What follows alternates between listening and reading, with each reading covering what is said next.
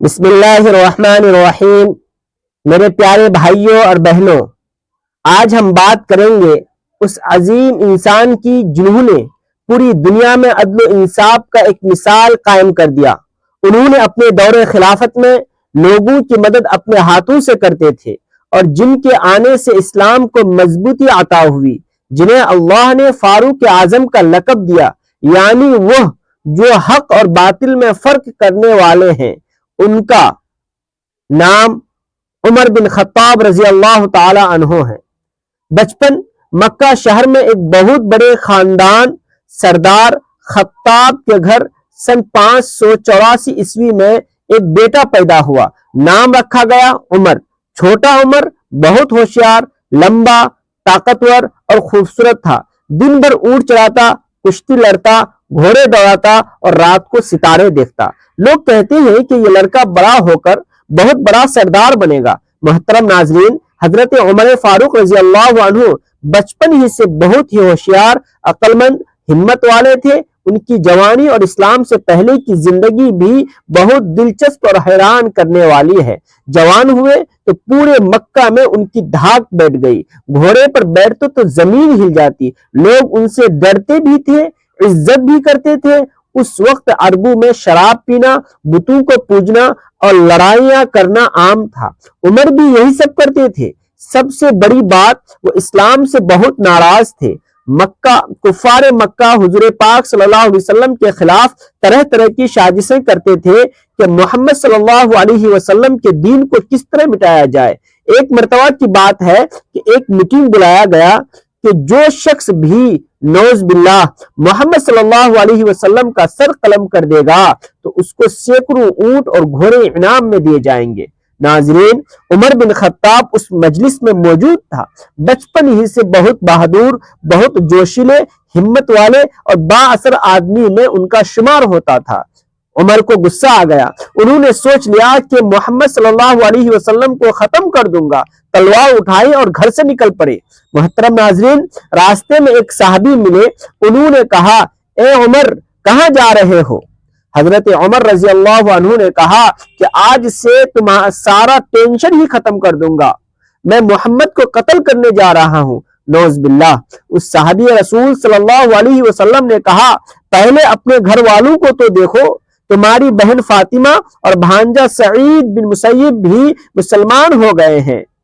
عمر غصے میں اپنی بہن کے گھر گئے۔ دروازے پر قرآن کی آواز آ رہی تھی۔ اندر گئے تو بہن اور بھانجے ڈر گئے۔ عمر نے ان کو بہت مارا۔ جب تھک گئے تو عمر نے پوچھا، یہ کیا پڑھ رہے ہیں؟ روایتوں میں آتا ہے کہ پہلے تو انہوں نے بتانے سے انکار کیا، لیکن جب حضرت عمر رضی اللہ عنہ نے بہت اصرار کیا تو انہوں نے سورہ طٰہٰ کی آیات پڑھ کر سنائی۔ جو ہی یہ آیات سنی جن کا ترجمہ یہ ہے، اے اللہ کے نبی، تم ان پر غم نہ کرو، اللہ ہم سب کو دیکھ رہا ہے۔ عمر کا دل پگھل گیا، آنکھوں میں آنسو آ گئے۔ بولے، یہ کلام تو کوئی عام انسان کا نہیں ہو سکتا، مجھے کلمہ پڑھاؤ۔ وہی عمر جو قتل کرنے جا رہا تھا کلمہ پڑھ کر مسلمان ہو گیا۔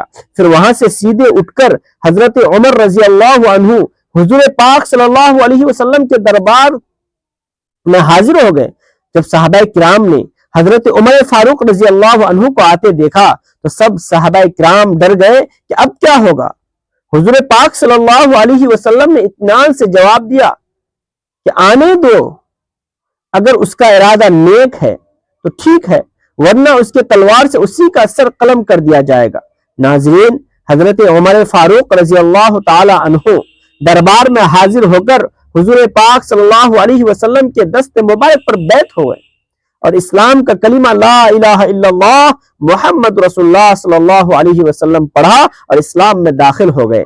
سبحان اللہ۔ اسلام لانے کے بعد عمر نے کھلے عام اعلان کیا، میں مسلمان ہو گیا ہوں۔ مشرک ڈر گئے۔ حضرت عمر رضی اللہ عنہ کے مسلمان ہونے سے پہلے لوگ چھپ کر نماز پڑھتے تھے، اب عمر کے ساتھ کھلے عام کعبہ میں نماز پڑھنے لگے۔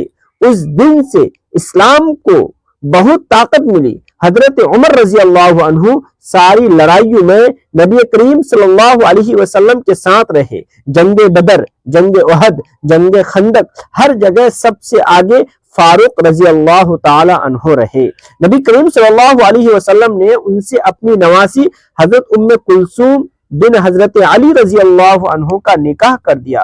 یعنی عمر رضی اللہ عنہ رسول اللہ صلی اللہ علیہ وسلم کے داماد بن گئے. نبی کریم صلی اللہ علیہ وسلم کی دعا تھی، اے اللہ اسلام کو عمر بن خطاب سے مضبوط کر دیجئے. اللہ نے دعا قبول فرمائی. ناظرین، خلیفہ بننے کا واقعہ بھی بہت ہی دلچسپ ہے. جب حضرت ابوبکر صدیق رضی اللہ عنہ بیمار ہو گئے تو انہوں نے لکھوایا کہ میرے بعد عمر خلیفہ ہوں گے.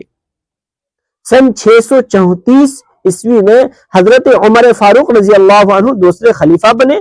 پورے 10 سال تک خلافت کی اور اپنے دور خلافت میں انہوں نے خلافت کے بڑے بڑے کام سر انجام دی. ساری فتوحات، ایران، عراق، شام، مصر، بیت المقدس سب فتح ہو گئے. پہلی بار فوج والوں کو تنخواہ دینا شروع کی. بیت المال بنایا یعنی سرکاری خزانہ. ہجری کیلنڈر شروع کیا جو آج بھی چل رہا ہے. رات کو چادر اوڑھ کر خود شہر میں گھومتے تھے کہ کوئی بھوکا تو نہیں، کوئی پریشان تو نہیں. ایک دفعہ ایک بوڑھی عورت بھوک سے رو رہی تھی. عمر خود اپنے کندھے پر آٹے کا بوڑا اٹھا کر اس کے گھر گئے. ایک دفعہ ایران کا بادشاہ ہار گیا، اس کا قیمتی تاج لایا گیا. حضرت عمر رضی اللہ عنہ نے کہا یہ بیت المال کی چیز ہے، میرا ذاتی نہیں. محترم ناظرین، سوچنے کا مقام ہے.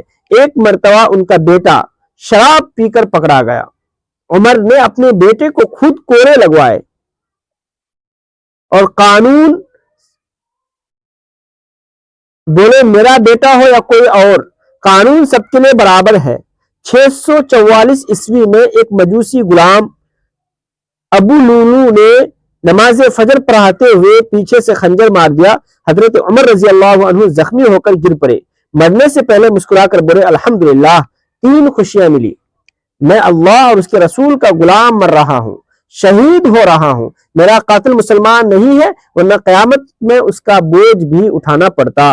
اور یوں 23 ہجری میں 60 سال کی عمر میں فاروق اعظم دنیا سے رخصت ہو گئے. آج بھی جب کوئی کہتا ہے عدل تو سب سے پہلے حضرت عمر رضی اللہ عنہ کا نام یاد آتا ہے. اللہ ہمیں ان کی زندگی سے سبق لینے کی توفیق عطا فرمائے، آمین. ناظرین، اگر ویڈیو پسند آئے تو اسے لائک کریں اور اس طرح کی مزید ویڈیوز کے لیے ہمارے چینل کو سبسکرائب کریں اور کمنٹ سیکشن میں کوئی پیارا سا جملہ ضرور ٹائپ کریں.